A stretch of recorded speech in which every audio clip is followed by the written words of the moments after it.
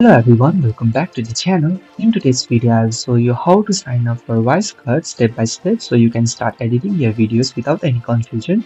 If you have installed the WiseCut with Web Catalog desktop, you can just open it and launch the WiseCut within it. But for me, the WiseCut icon is showing at the desktop, so I can just tap on it to start the app.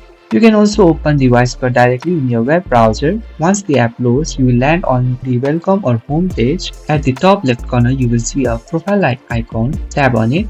Here you will be asked to sign in if you already have an account. If you don't, you can just tap on register now button. Then it will open create account form. Please make sure to enter valid details based on the fields. Within the passport field, please make sure to create a strong passport. After filling all the fields within the create account form, click create button and it will show a confirmation message regarding the creation process.